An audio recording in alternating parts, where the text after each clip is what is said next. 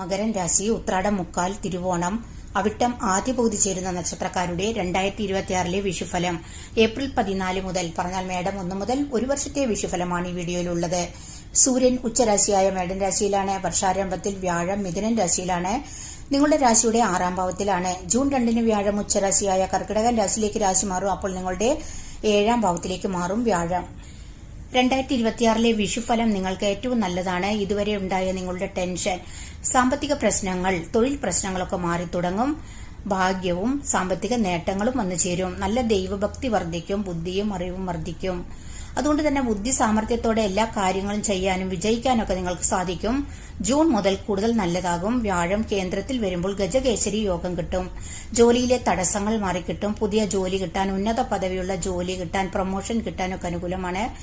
Business പരമായിട്ട് നല്ല അഭിവൃദ്ധി ഉണ്ടാകും. ബിസിനസ്സിൽ, കൂട്ടു ബിസിനസ്സിലൊക്കെ ലാഭം വർദ്ധിക്കും. കലാപ്രവർത്തന രംഗത്തുള്ള ആളുകൾക്ക്, അതുപോലെ മറ്റെല്ലാ മേഖലയിലുള്ളവർക്കും നേട്ടങ്ങൾ കൈവരിക്കാനായിട്ട് സാധിക്കും. വിവാഹ ഭാഗ്യം, അതുപോലെ തന്നെ സന്താന ഭാഗ്യം, സന്താനങ്ങളെ കൊണ്ടൊക്കെ ഗുണാനുഭവങ്ങൾ കിട്ടും. പിന്നെ വിദ്യാർത്ഥികൾക്ക് വിദ്യയിൽ നല്ല പുരോഗതി ഉണ്ടാകും. വീട്, വസ്തു, വാഹന ലാഭം ഉണ്ടാകും നിങ്ങൾക്ക്. അതുപോലെ വീട് പണി മുഴുവിപ്പിക്കാനൊക്കെ നിങ്ങൾക്ക് സാധിക്കും. സഹോദരങ്ങൾക്ക് ഗുണാനുഭവങ്ങൾ വന്നു ചേരും.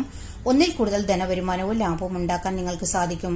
പിന്നെ നിങ്ങളുടെ ചെലവൊക്കെ കുറഞ്ഞു തുടങ്ങും. കടബാധ്യതകളൊക്കെ കുറയും.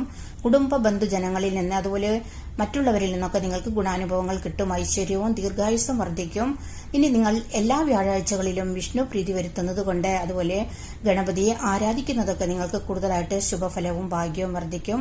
എല്ലാവർക്കും വിഷു ആശംസകൾ നേർന്നുകൊണ്ട് നിർത്തുന്നു. വീഡിയോ ഇഷ്ടമായാൽ നിങ്ങൾ സബ്സ്ക്രൈബ് ചെയ്യാനും ലൈക്ക് ചെയ്യാനും കമന്റ് ചെയ്യാനും മറക്കരുത്.